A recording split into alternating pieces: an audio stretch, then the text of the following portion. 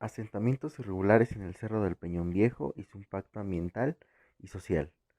Los asentamientos irregulares son lugares donde se establecen personas o comunidades fuera del margen de las normas establecidas en el ordenamiento territorial. La mayoría de la ocupación de estos asentamientos se da por un proceso de invasión. En el terremoto del 85, muchísimas familias perdieron sus viviendas. Al no poder lograr tener un espacio de interés social, optaron por habitar de forma irregular algunos de los espacios de conservación. Tan solo en la Ciudad de México existen alrededor de 87,000 hectáreas que corresponden a suelo de conservación, de los cuales los asentamientos afectan alrededor de 3,000 hectáreas y provocan el cambio de uso de suelo y la pérdida de diversos ecosistemas. Vamos a enfocarnos en el Cerro del Peñón del Marqués, uno de los principales cerros de Iztapalapa en la Ciudad de México. Este está siendo invadido de forma exponencial, lo que ha traído grandes consecuencias, no solo ambientales, también sociales y humanas. Las áreas de conservación existen por una razón, y es importante protegerlas, pues son fundamentales para el suministro de agua, la disminución de los niveles de contaminación, para la producción agropecuaria y rural y sobre todo para conservar nuestra biodiversidad. En el Peñón del Marqués, el suelo está en su mayoría compuesto por tezontle, roca de origen volcánico con la propiedad de absorber agua en tiempos de lluvia. A pesar de que es una piedra que con el tiempo se vuelve dura, su ligereza, debido a la porosidad de la misma, provoca que el peso de los asentamientos que se siguen construyendo sean altamente riesgosos. Por lo tanto, estas construcciones llegan a significar un gran riesgo tanto para las familias como para las mismas construcciones.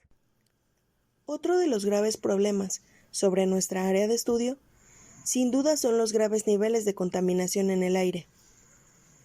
Por una parte, la concurrida carga de autos y transportes pesados en la avenida Ignacio Zaragoza libera diariamente una gran cantidad de gases contaminantes, como material particulado, óxidos de nitrógeno, dióxido de azufre, compuestos orgánicos volátiles y monóxido de carbono. Este último como resultado de la combustión incompleta de los combustibles a base de carbono, es decir, que se queman sin suficiente oxígeno. Los conocemos como el queroseno, gasolina y el gas natural, y son utilizados en automóviles comunes y principalmente en camiones de carga pesada. Por otro lado, y conociendo la situación de las colonias irregulares que ahí habitan, con regularidad se encuentra acumulación de basura, pues los camiones recolectores no llegan a las zonas altas, y este almacenamiento de basura de diferentes clasificaciones provoca la liberación de gases contaminantes que propician islas de calor, contribuyendo en gran medida al calentamiento global. Existen ordenamientos urbanos y ecológicos. Los primeros establecen el orden en las zonas urbanas, define sus áreas de crecimiento, así como los espacios para parques o escuelas. Y los segundos son aquellos que están dirigidos a la regulación del uso de suelo no urbano. Incluye espacios en transición y busca la protección de los ecosistemas, entre otros objetivos.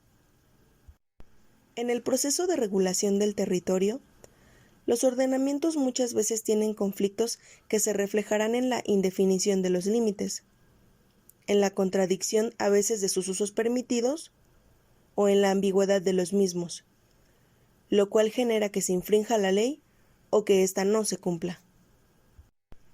De esta manera y con el paso del tiempo, nos hemos permitido saber cuánto han avanzado los asentamientos irregulares y podemos entender cuántas porciones de tierra se han invadido.